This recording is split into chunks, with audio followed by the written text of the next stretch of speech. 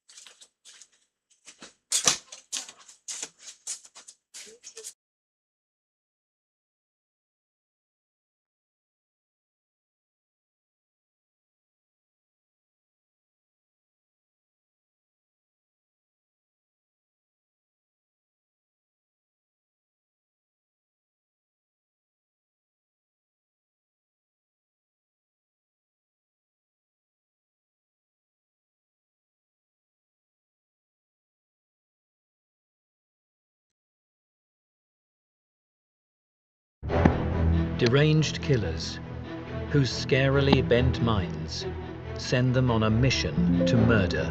The voices told him that it was God's plan, that people had to be sacrificed. From whom no one is safe. He said he was going to go door to door like the Avon lady. He said, "Ding dong, you're dead." I found a used yogurt cup, and he had been drinking the blood in that cup. Forensic psychologist Lou Schlesinger has spent decades delving into the minds of serial killers. The types of murders that we're talking about are extraordinary murders. The motive, method, opportunity, that goes out the window. Serving detective Jackie Sabir is an expert in the mechanics of murder. These crimes are opportunistic, so there's no way to get ahead of the game. You're going to start wondering who's next. Between them, they're analyzing one of history's most disturbed killers. He was like a dead man walking. There was no emotion, there was nothing. He sent me a note saying, I want you to get me into the Chamber of Horrors. And investigating if its perpetrator was born to join this most bizarre of clubs.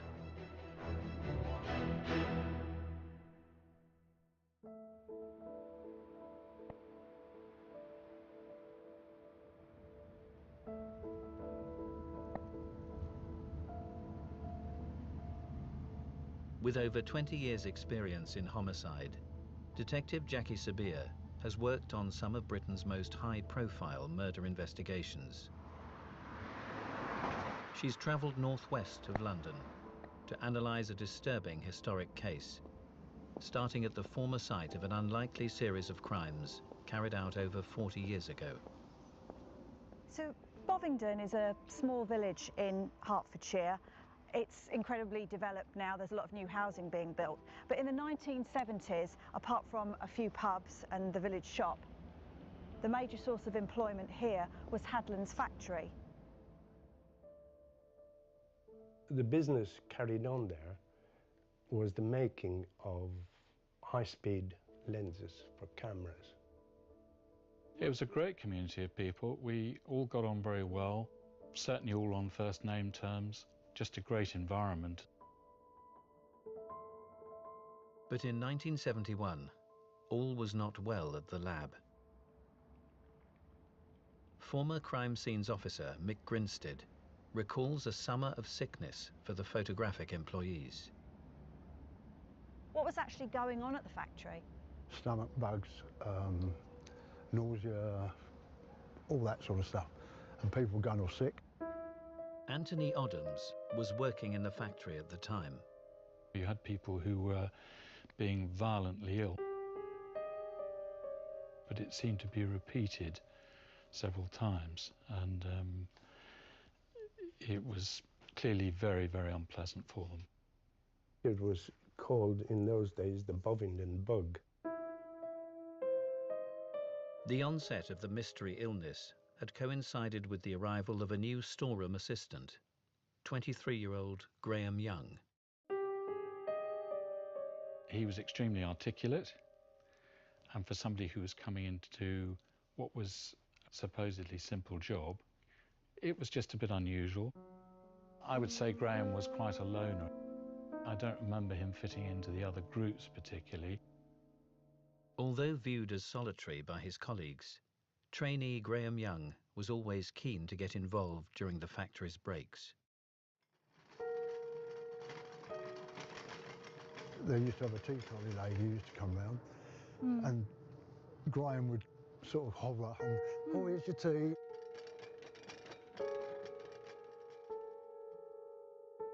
Storeroom manager Bob Eagle gratefully accepted his trainee's hospitality.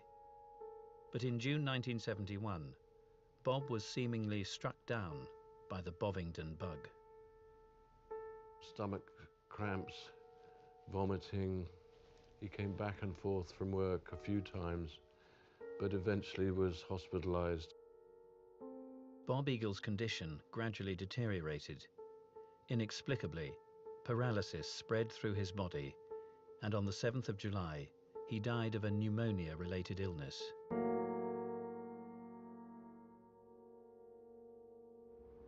When you're dealing with the employees, did you get any sense of what they were feeling? They were very shocked because they didn't know what was going on. In the wake of the storeman's death, his assistant, Graham Young, appeared particularly concerned. The managing director decided that Young had been so close to Bob that he should represent the firm with him at the funeral. Despite being a shoulder to cry on, the young storeman was anything but stable.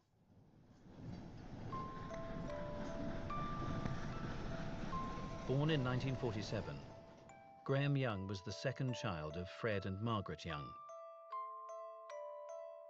Detective Jackie Sabir is in his childhood neighbourhood in northwest London, retracing a difficult start to life.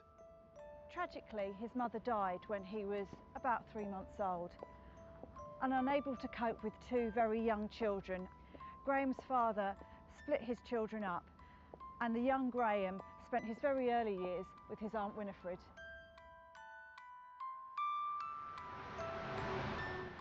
Journalist Anthony Holden has extensively studied Graham Young's early years. How did he get on with his aunt? Well, he loved his aunt and her husband and their daughter. He was still very small, but I think he was very happy there, and his father used to visit at weekends. But aged just 3, Graham Young would once again live with his father and a new stepmother.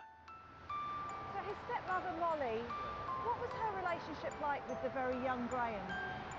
I think it was pretty tense. She did a few things that upset him. For some reason, she destroyed his model plane set. She became the classic wicked stepmother to Graham, I think. Alongside an unsettled home life, Graham Young began to develop unusual behaviour as he progressed through his early years. As he grew, he was clearly very intense, a bit of a loner, kept himself to himself, didn't really converse, and would stick in his own room doing things of his own choosing. Still in his primary school years, Graham Young obsessively collected books on crime.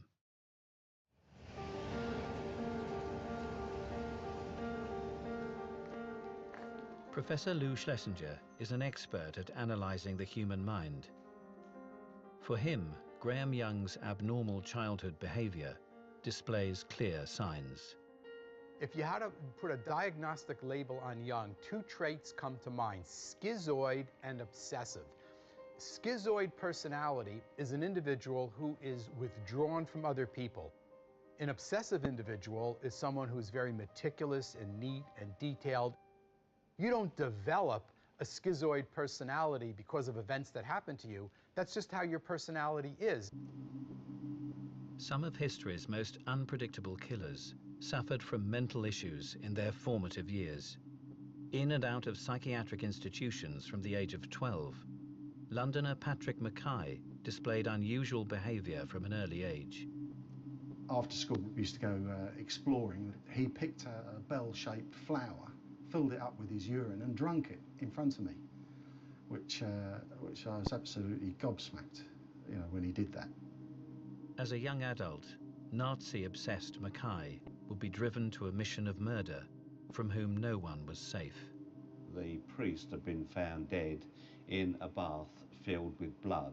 This was a frenzied attack with a medieval weapon that caused horrific injuries and wounds.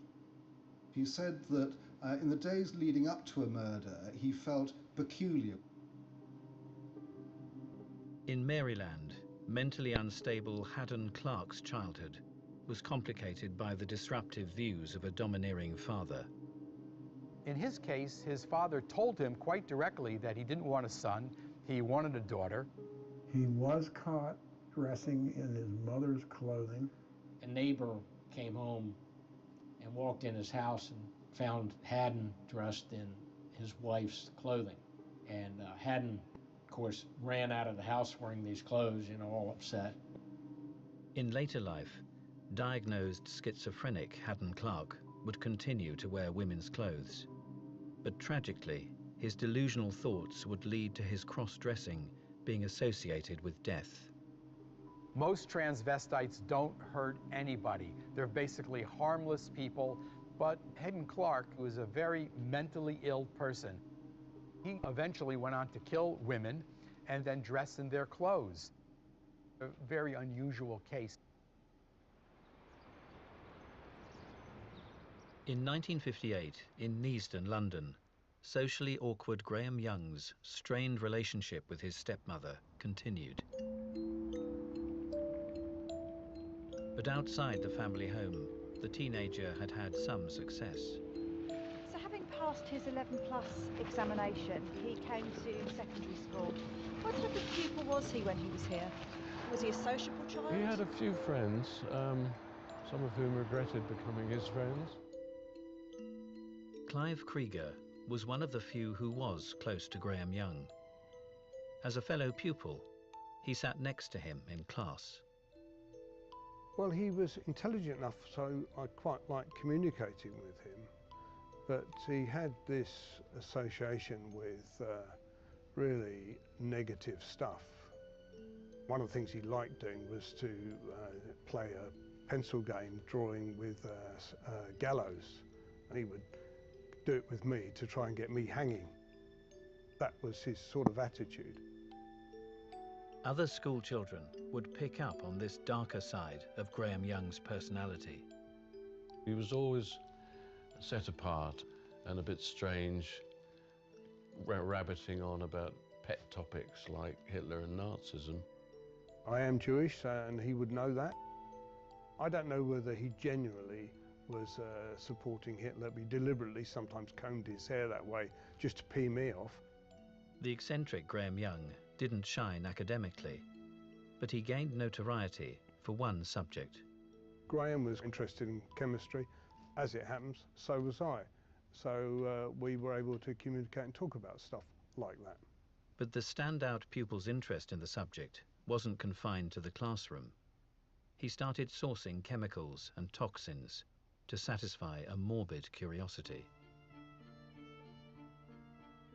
He had a small mouse which he had in a large matchbox. He came to my house. He wanted to demonstrate how some of the toxins work, and we'd acquired a syringe from somewhere, and he injected the mouse and it died. He was working out, I think, dosages. He was studying those factors, and I think he was experimenting. And soon it wouldn't just be animals suffering at the hand of Graham Young.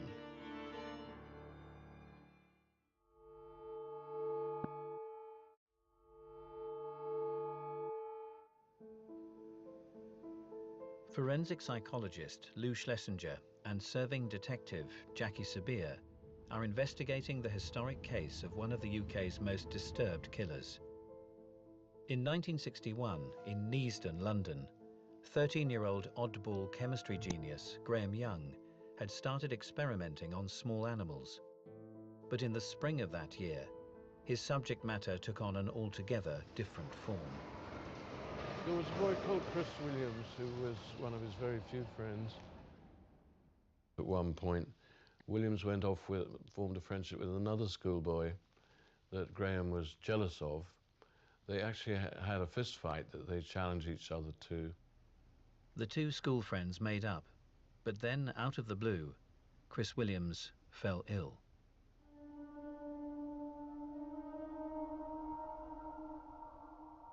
Chris would have been sick or had stomach or diarrhea problems for a day, and Graham was amused by that.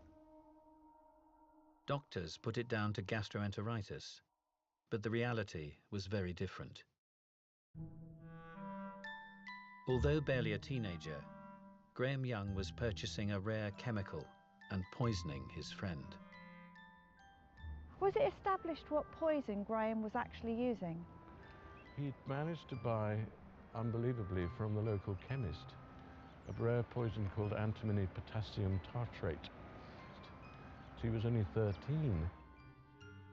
It's not so easy to buy a toxic substance, but he just persuaded them that he was doing experiments with them, and they got it for him. He ordered it through there. With a constant supply, Graham Young kept poison close to him at all times. He was carrying at that time small bottles, vials, with antimony toxin in his top pocket. He called it his friend.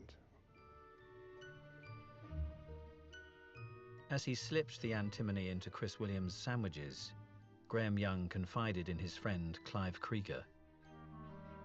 Graham told me about it after he'd done it. He was interested in having somebody, in that case it was me, know what was happening. I don't think he did it because he didn't like Chris. I think he was just experimenting. Although his friend was forced to take time off school, Graham Young found new ways to administer his poisonous antimony.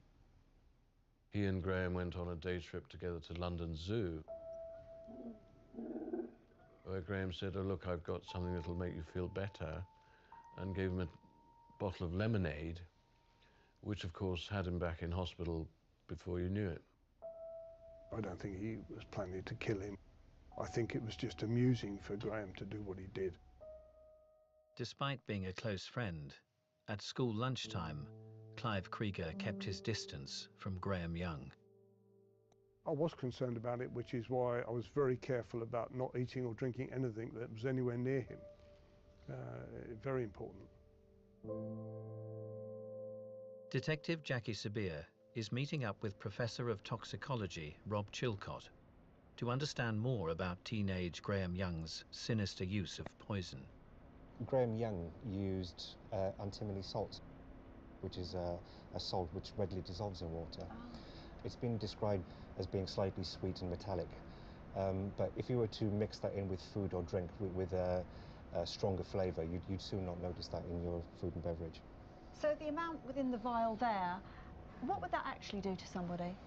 That would be more than sufficient to cause profuse vomiting, probably within a matter of minutes. Graham Young is known to have taken detailed notes, observing his friend's physical reactions. What Graham Young was doing was establishing a dose-response relationship. This is where you slowly increase the dose and see how that affects the outcome. During the course of 1961, Graham Young was struggling to observe his poison victim, Chris Williams. As his spells off sick became more frequent, Young's new targets would be close to him at all times. A series of illnesses started happening inside his family. He had slightly frosty relations with his father, but his sister he was perfectly friendly with, but that made no difference to him at all. It's just a total lack of any moral sense.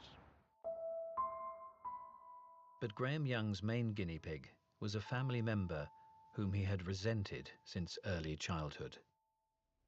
He told me he didn't like his stepmother. Basically, he was having problems with her and he didn't like the way she treated him. And he was giving her antimony. One Easter Saturday, Fred got home to find his wife writhing in agony in the garden, throwing up on the floor, and noticed that Graham was just standing at the window watching this objectively rather than offering to help. He would do graphs of giving drugs to his stepmother and her sickness. He kept her ill off and on and was working on the dosage to do that. Young precisely administered his poison over the course of a year. The truth was that Graham had been experimenting, not just with cups of tea. He also put dosages into the Sunday lunch. I did try and tell a few adults, but they just thought I was a stupid kid.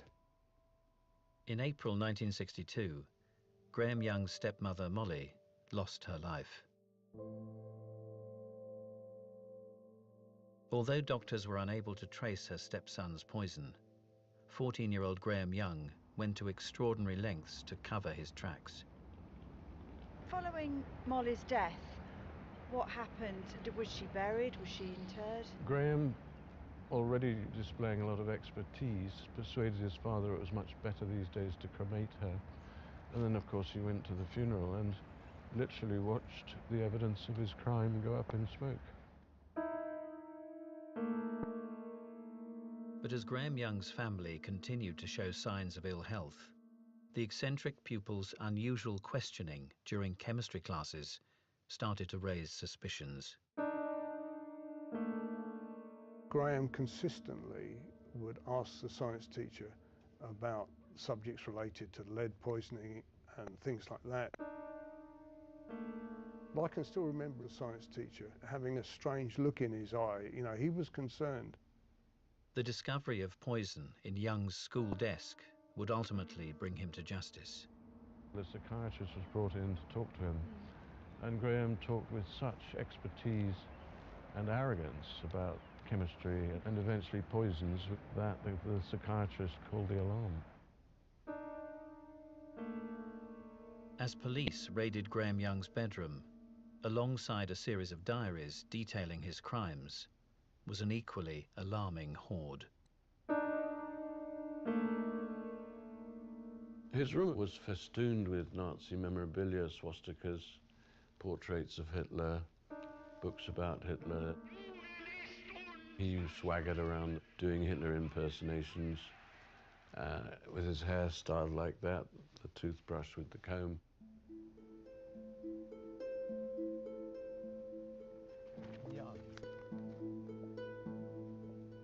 For Professor Lou Schlesinger, schizoid obsessive Graham Young's fascination with Nazism offers a revealing insight into his murderous behavior. What part of the Nazis was he fascinated with? Nazi experimentation.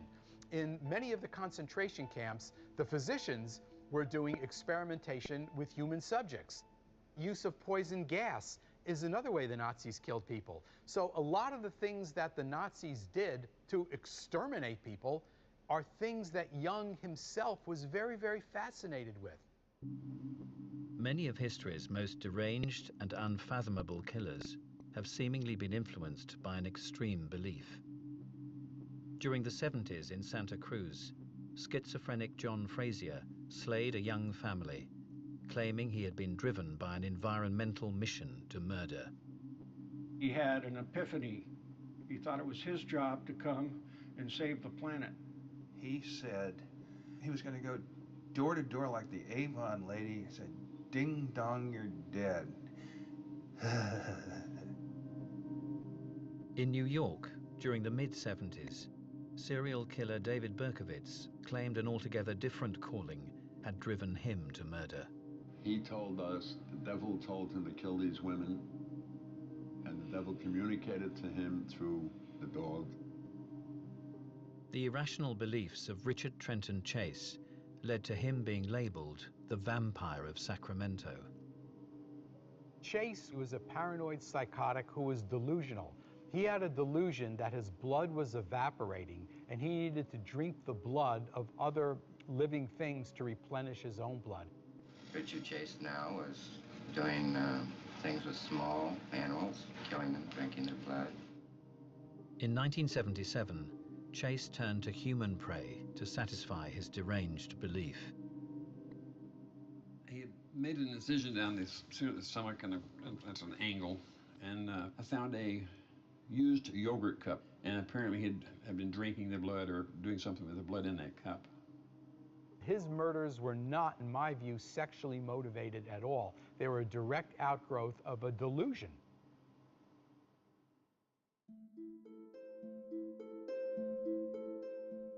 In 1962, in Neasden, London, Nazi-obsessed 14-year-old Graham Young had been arrested following the death of his stepmother and attempted poisoning of his father and sister.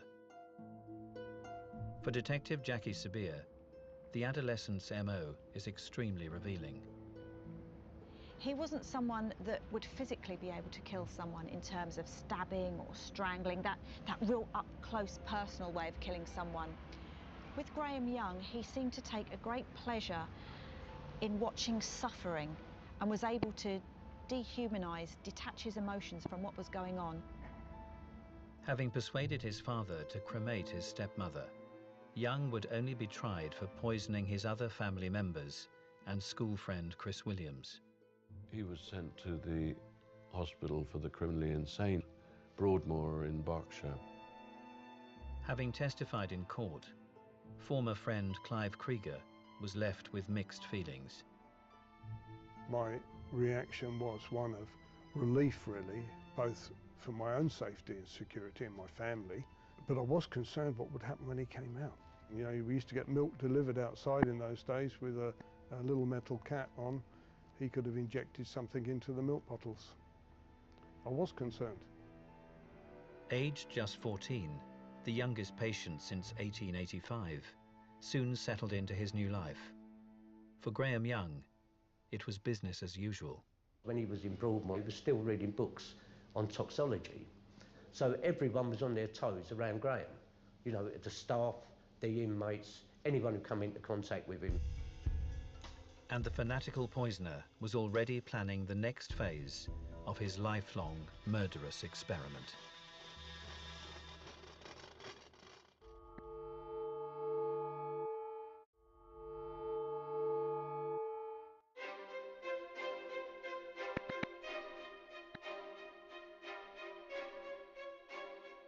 In 1962, 14-year-old Londoner Graham Young was being treated in Broadmoor Psychiatric Hospital, having poisoned his family and a close school friend. Although he was the institution's youngest patient, his sinister reputation preceded him. Young was regarded by his fellow patients a bit warily, not least because he still went around showing off his knowledge of toxicology and poisons. Imprisoned with Graham Young in later life, Bobby Cummins recalls a sinister character. There was an aura about him that was sort of in a different world. You know, there was no link with humanity with him. He was like a dead man walking. There was no emotion, there was nothing there. But serial poisoner Graham Young was keeping a close eye on his fellow patients. He must have loved it going to Broadmoor, because what he had there was all these lab rats in a closed environment. One patient mysteriously died of apparent cyanide poisoning. Young claimed that he himself had extracted the cyanide from laurel bushes in the Broadmoor garden. He could get the most innocent ingredients and turn them into a lethal cocktail of poison. Despite his fellow patients keeping him at arm's length, teenage Graham Young was making a different impression on Broadmoor's staff. His chief psychiatrist looked on the boy with great interest and hoped that he would make a full recovery. He would have assessed them while they were trying to assess him. And my thoughts were they did not anticipate him being as smart as that. In 1971, a seemingly reformed Graham Young was released back into the community. After a training period of 3 months, junior storeman Graham Young joined Hadland's photographic factory in Bovingdon. His new colleagues were unaware of his murderous identity. We were told he was a trainee chemist who didn't pass his exams, so he's going through a retraining. And so fine, he was allowed to, you know, live and let live. But Graham Young's focus was on death. Throughout the summer of '71, he slipped poison into his colleague's tea. Tragically, storeman Bob Eagle had lost his life, and more employees were falling ill. At a later date, Detective Brendan Hayden would see the terrible toll on the victims firsthand. I was asked to go and interview Jethro Batt, who at this stage was in hospital. He'd lost an awful lot of his hair. He told me the pain was so excruciating. And one of the worst things he said were the hallucinations he was having. He saw himself in a World War trench, I remember him telling me, with bayonets coming down on him. He told me if he'd had a shotgun, he'd have shot himself. Jethro Batt would eventually recover from his horrific ordeal. His suffering had been down to Graham Young's most lethal chemical. Thallium had replaced antimony as his poison of choice. Comparing antimony with thallium, is thallium a more potent poison? Yes, this is roughly about 10 times more toxic in general than antimony. You absorb more, which would explain why there's a different and lethal dose. So once it has been dissolved and it's put in a cup of tea, would you be able to taste it? Well, the other thing about thallium in comparison with antimony is that it's practically tasteless. How much thallium would you need to ingest then for it to be fatal? As little as 1/10 of a gram has been known to kill people. In the photographic factory in Bovingdon, 2 months had passed since Bob Eagle's death. Senior staff member Fred Biggs was Graham Young's latest target. For Detective Jackie Sabir, Young's written observations of the manager's deterioration give a chilling insight into the killer's obsessional mind. On the 17th of November, he writes, "The latest news from the hospital is that F is responding to treatment. He is being obstinately difficult. I am most annoyed. He is surviving far too long for my peace of mind. So we've got the clear modus operandi being displayed, but we've also got his response. He expected Fred to die very quickly. It's almost like this is an experiment and this isn't working properly. Fred Biggs would eventually die in November 1971, having ingested over 100 grams of thallium.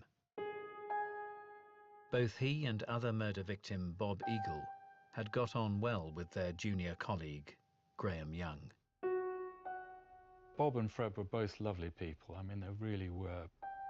And I can imagine them being very encouraging to Graham as they saw it as a protege who they were training effectively. And that's part of the obscenity of the whole thing, really. Everyone was nice to him.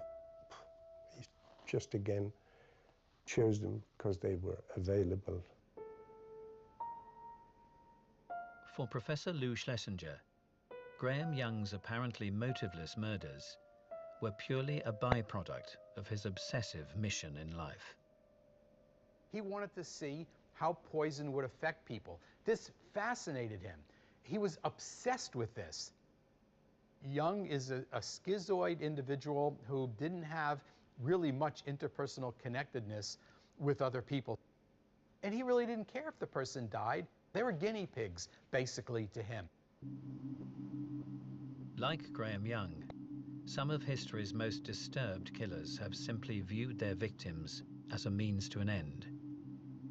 In the early 1970s, in Santa Cruz, no one was safe from Herbert Mullin and his delusional quest to save the planet. The voices told him that he was, one of the chosen people, and that it was God's plan that people had to be sacrificed. He was going to prevent cataclysmic earthquakes by killing people. He killed women, he killed wealthy people, homeless people. He's responding to psychotic symptoms, hallucinations and delusions, and it was just to kill. So his victim selection was basically random. I was a good Catholic. I said my prayers every day.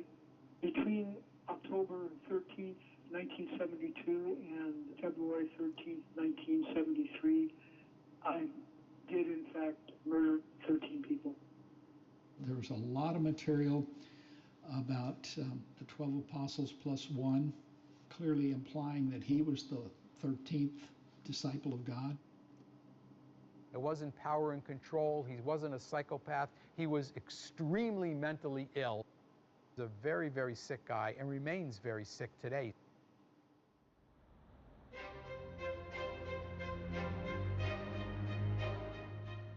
In 1971, in Bovingdon, Hertfordshire, a second employee at a photographic lab had lost his life at the hand of schizoid obsessive Graham Young's teacup poisoning. Despite his odd character, no one suspected the young Storman. You'd have probably looked at him and thought, harmless, sort of dopey person, quiet, no problem at all. Make the tea, Graham. But he was a very, very dangerous human being. But as authorities struggled to find a cause for the deaths, Graham Young was about to expose himself as a killer in an extraordinary display that would dumbfound all around him.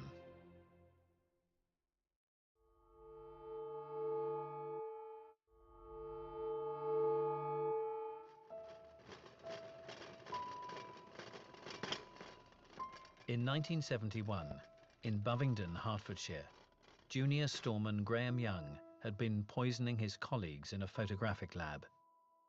As a second man lost his life, police were struggling to find a cause.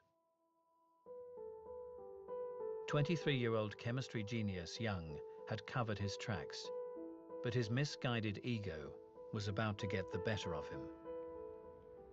The company's doctor has visited the staff here to sort of brief them and talk to them. Something unusual happened, I believe, during that briefing? A member of staff, i.e. Graham Young Yeah. started asking the doctor these questions that the doctor thought was very suspicious.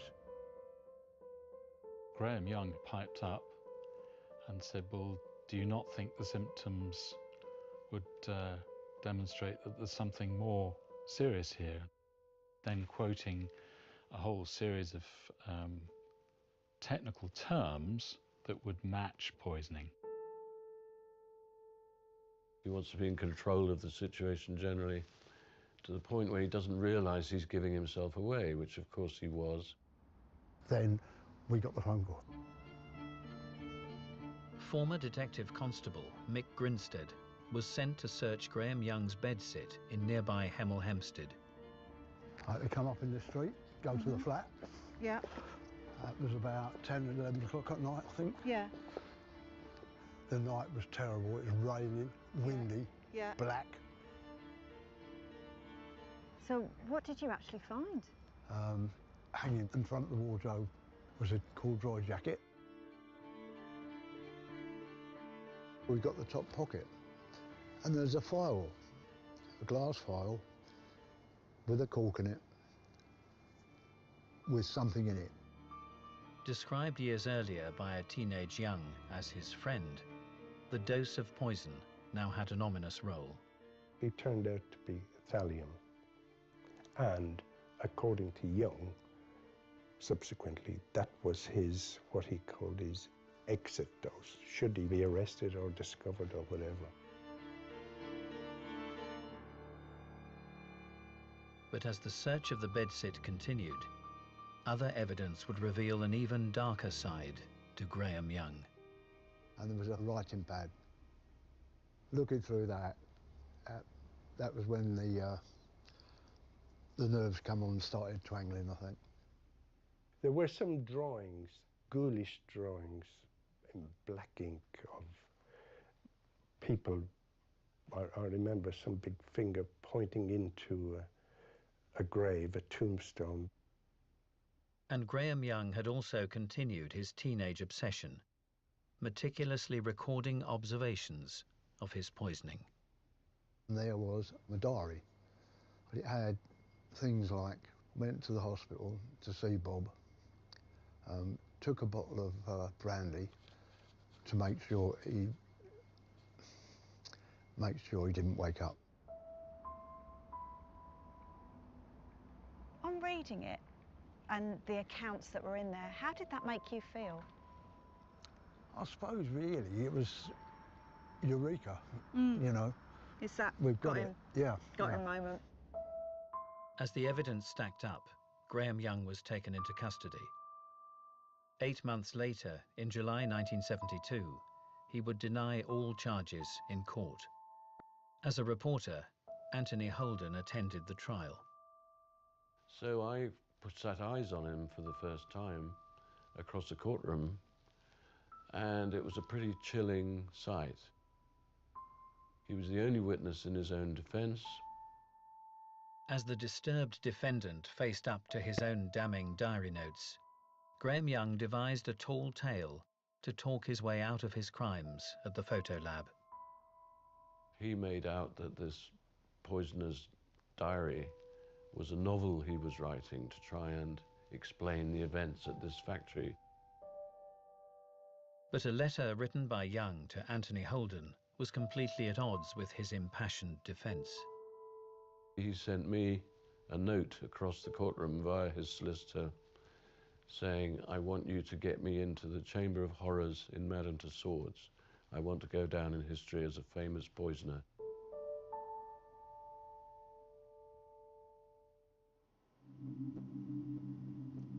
Although it appeared Graham Young yearned for fame, forensic psychologist Lou Schlesinger believes his extraordinary letter is purely an indication of his haphazard mental state.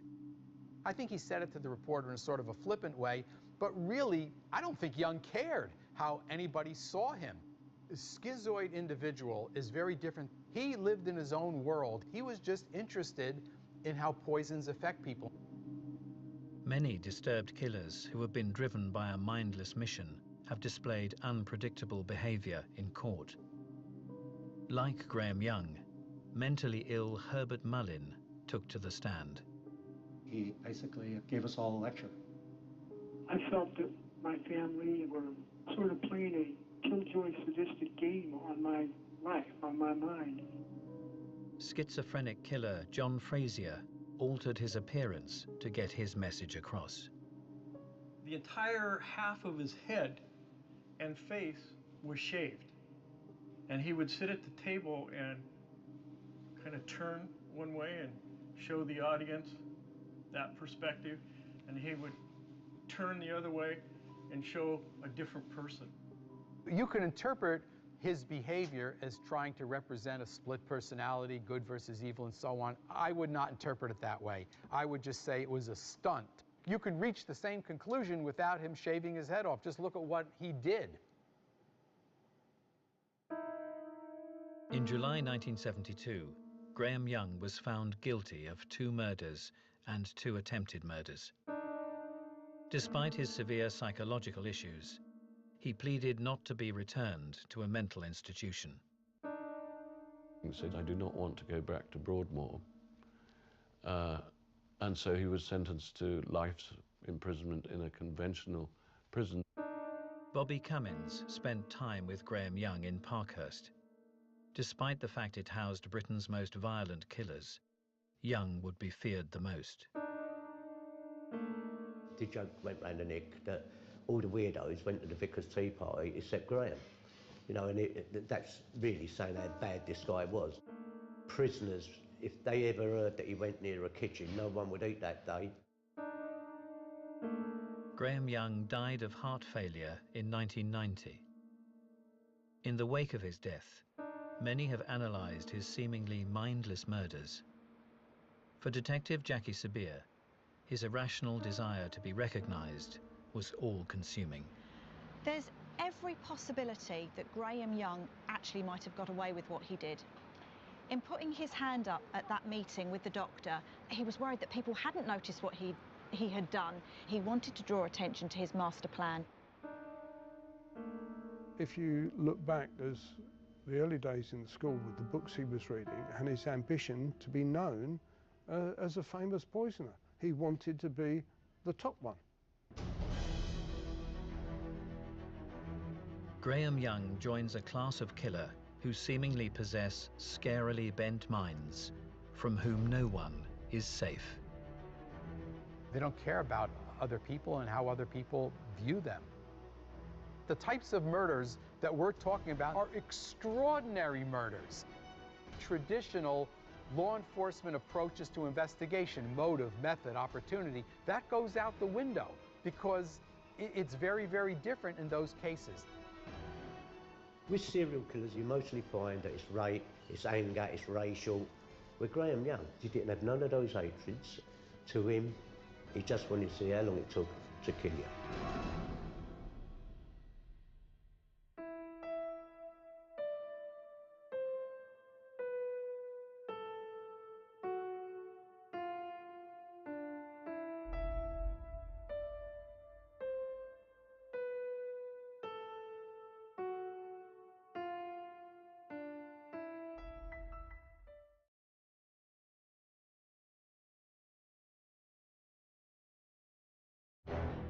Mutilation, dismemberment, cannibalism. Some of history's most twisted killers have seemingly been driven by a desire to desecrate their victims. She had beautiful legs, and I wanted to keep those long legs. He cut off her head. He put it on the mantle above the fireplace and just yelled and screamed at it. Forensic psychologist Lou Schlesinger has spent decades delving into the minds of serial killers. They have to go beyond the killing to get gratified sexually, which in this case is mutilation and dismemberment. Serving detective Jackie Sabir is an expert in the mechanics of murder. This is a place that is so remote. If you're going to bury a body, this is the place to do it. Between them, they're analysing a series of crimes so gruesome. I've never seen a case where the dismemberment has been so extensive. they are impossible to forget. To find out that your child was being hacked into 81 pieces is something that you'll never ever forget. And investigating if its perpetrator was born to join this most diabolical of clubs. He was looking at me and then he just started giggling. And he says, "You're dying."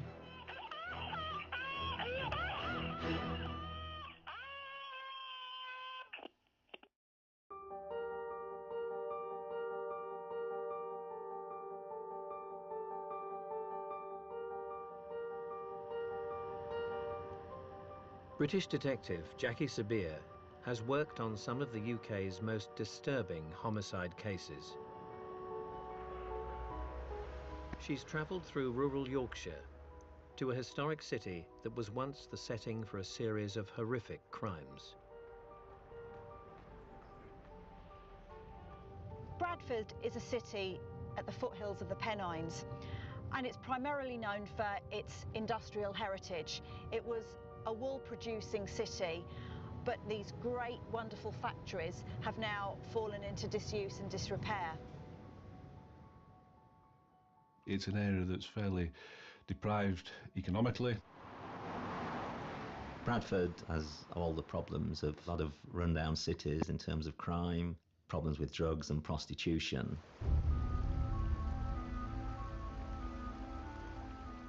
Perched on the River Aire, the nearby commuter village of Shipley largely escapes Bradford's issues. But in 2010, it played host to a devastating find. Former detective Colin Prime headed up a team that was called to the scene. What brought you here to this particular location? Well, the police received a call from a member of the public, and if you look back here across the weir, as he looked out, he saw a bag. At first glance, the shape of the bag's contents didn't raise any concerns. They thought at first it might have been something like a football. And when they had a closer look, it clearly wasn't. When you arrived, what did you actually see here then? You could quite clearly see what looked to be a head.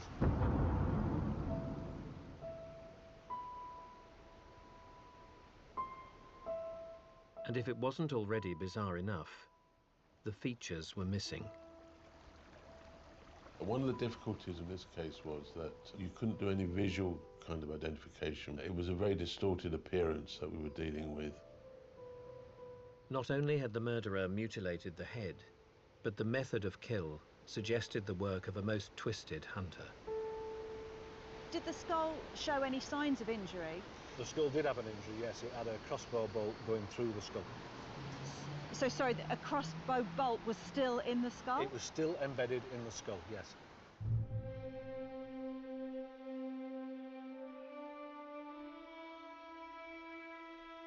But as the search of the River Aire continued, nothing could prepare police for the scene that unfolded. During that search, we recovered in excess of 80 body parts. 80? 80 body parts. I've never seen a case where the dismemberment has been so extensive as in this case.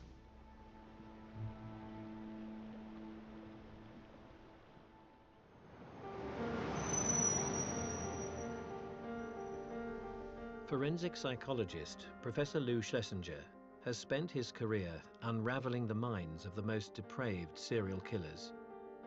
For him, the discovery of mutilated body parts is a sign of a most disturbed perpetrator.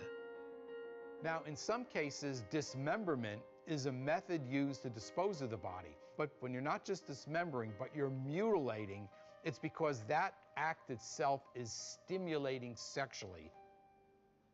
You assure yourself that the victim is absolutely without life and totally under your dominance.